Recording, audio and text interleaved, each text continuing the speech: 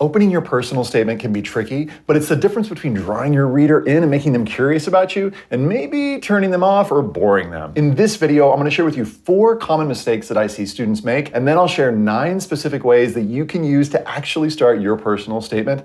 And finally, I'll share with you my top favorite personal statement opening ever. Let's go.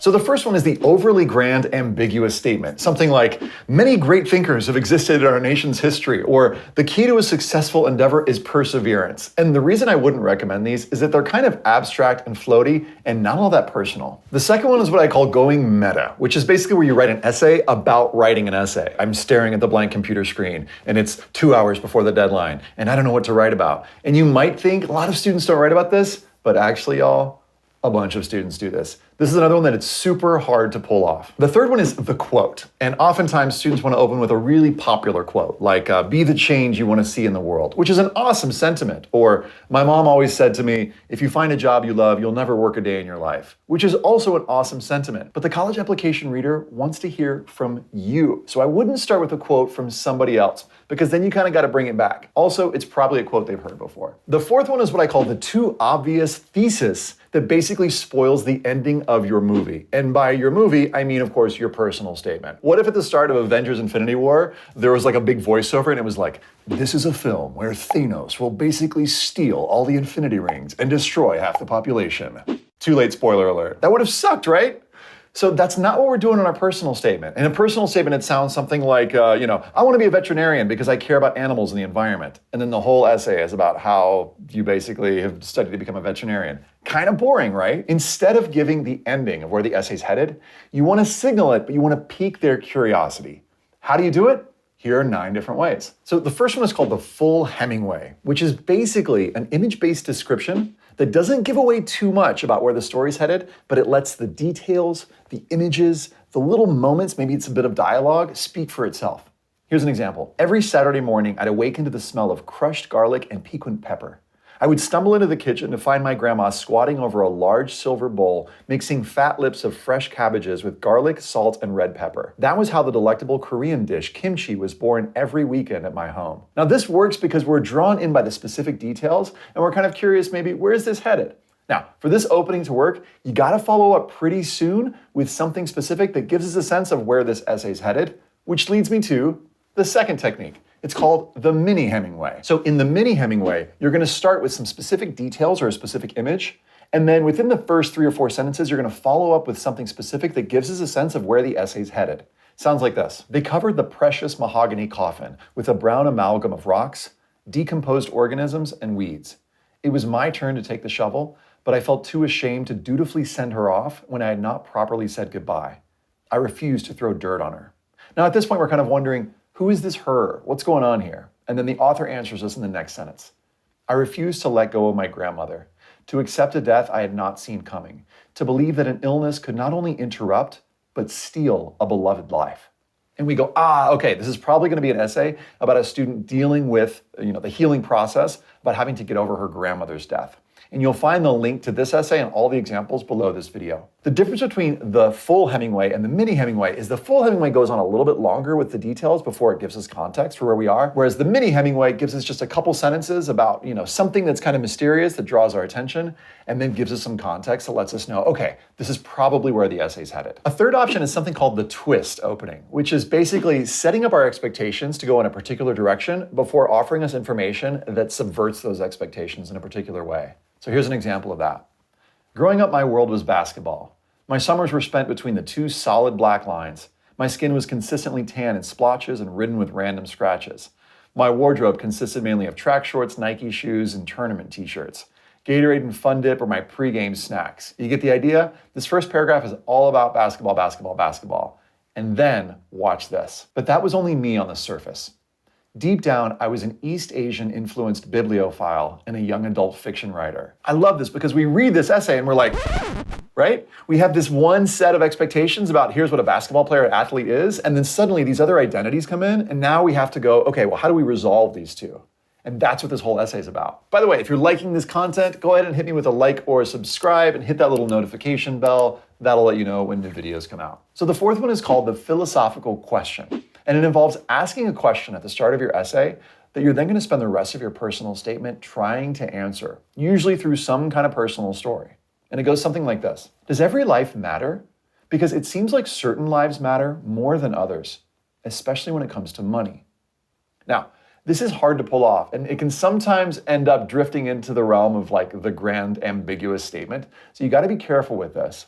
But one thing this author's doing is he's piquing our interest with how maybe he started to think about this, the answer to this question. And of course, in the essay, which you'll find linked below this video again, you can see how he personally shared details about how he's been wrestling with the answer to this question. The fifth one's called the confession opening, and it's just like it sounds. You basically find a sentence, a fact about yourself that you worry people might judge you for, or it's something that you don't always share with everyone because it really requires some explanation. And your essay, of course, is part of that explanation. So it goes something like this. I've been pooped on many times. I mean this in the most literal sense possible. I've been pooped on by pigeons and possums, house finches and hawks, egrets and eastern grays. Now, I'm going to pause for a second and say, whichever of these openings kind of gets you curious about actually reading the essay is maybe one that you might want to try. Now, fun fact, the student who actually wrote this opening ended up at Harvard. And I'm not saying, by the way, that if you talk about poop in your essay, you're definitely going to get into Harvard. But one thing I do love about this opening is that she shows vulnerability and she lets us know that she's willing to laugh at herself, which is a great quality to show to colleges. Spoiler alert, the opening that I love that I'm going to share with you at the end actually used this technique. Next up is called the trailer opening, and it gives us kind of like a 1 to 2 sneak peek preview into what's to come in the essay. Here's how it sounds. 6 years ago, a scrawny 12-year-old kid took his first steps into Home Depot, the epitome of manliness. As he marched through the wood section, his eyes scrolled past the options. Red oak? No, too ubiquitous. Pine? No, too banal. Mahogany? Perfect. It would nicely complement his walls.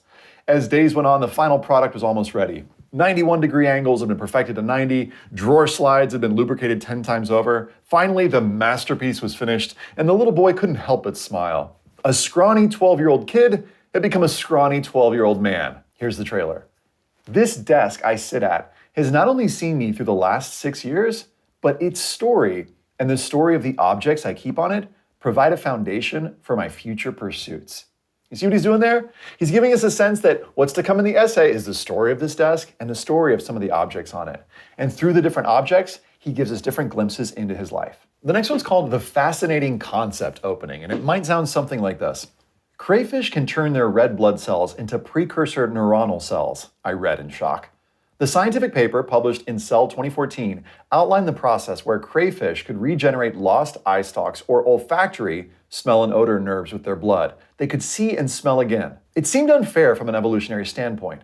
Humans, who were so much larger than a 7-ounce crayfish, couldn't use their abundant blood to fix their brain damage. Now, the important thing about making this opening work is once you share that fascinating concept that's probably something abstract, you've got to make it personal. And as you'll see in this essay, if you want to read it, the student gets right into the impact this had on her own ways that she was thinking about science. Also, this opening can show great curiosity and intellectual vitality. And if you know some stuff about some stuff, as you probably do, this is a nice way to signal it. Next, we've got the random personal fun fact, which might sound something like this. I subscribe to what the New York Times dubs the most welcomed piece of daily email in cyberspace. Cat pictures? Kardashian updates? Nope, a word a day. Now, what's nice about this is that that's kind of a weird thing, right? But it draws us in. Well, why does he subscribe to a word a day? And what kinds of words has he learned? And what might I learn about him through the words that he finds interesting? So it's already pinging all these interesting questions. Now, one great way to brainstorm all of your different possible personal fun facts is to do something called the 21 details list, which I'll link below this video. Next up, we've got the shocking image, which is just as it sounds. You start with something that might shock us, grab our attention. What are we looking at? And then you segue into, here's what this image is, and here's why it had relevance for my life in the essay. Sounds something like this. Smeared blood, shredded feathers. Clearly the bird was dead. But wait, the slight fluctuation of its chest, the slow blinking of its shiny black eyes. No, it was alive. Here's another example of a shocking image that grabs our attention. February 2011, my brothers and I were showing off our soccer dribbling skills in my grandfather's yard when we heard gunshots and screaming in the distance. We paused and listened, confused by sounds we'd only ever heard on the news or in movies. My mother rushed out of the house and ordered us inside. The Arab Spring had come to Bahrain. So again, The key for this opening, and like many of these openings, is to start with a moment, an image, or a detail that basically raises questions for us. And it's those questions that are going to keep us engaged throughout the essay. Now, quick pro tip. When it comes to the openings for your essay, if you've got your reader's interest, it's because they're probably curious about some question that you've raised in their minds at the opening of your essay. Now listen, if in the second paragraph you basically answer that question, the reader's interest is probably going to go down. So one way to avoid this is to raise another question at some point in the middle of your essay. And I'll show you how to do this in a separate video, which I'll link below. But as promised, here's my favorite all-time opening to a college essay. Here's a secret that no one in my family knows. I shot my brother when I was 6. Luckily, it was a BB gun. But to this day, my older brother Jonathan does not know who shot him. And I finally promised myself to confess this 11-year-old secret to him after I write this essay. Now, this is just a beautiful piece of writing, and when you read this essay, which is also linked below, chances are you'll feel like you can kind of see the movie in your mind. Now, quick side note, I don't think this is the most amazing personal statement when you read this essay in its entirety, simply because I've become a real big fan of students demonstrating their skills, qualities, values, and interests, all that they're going to bring with them to the college campus. And I think that there are other personal statements that do a slightly better job than this essay does. But just in terms of writing, this one has a special place in my heart because I think it really grabs my attention. And in terms of a whole essay, it does sustain my attention throughout. But keep this in mind. The key to an awesome personal statement isn't necessarily the opening. The key to it is, as I've said, the skills, qualities, values, and interests that you're going to bring with you to a college campus. So don't spend way too much time focused on your opening. It's really the middle of your essay and how the middle shows all those different sides of you that are really going to help colleges see what you're bringing. I hope you found this video useful. I've got so much more at collegeessayguy.com, including how to write a great ending. All right, take it easy.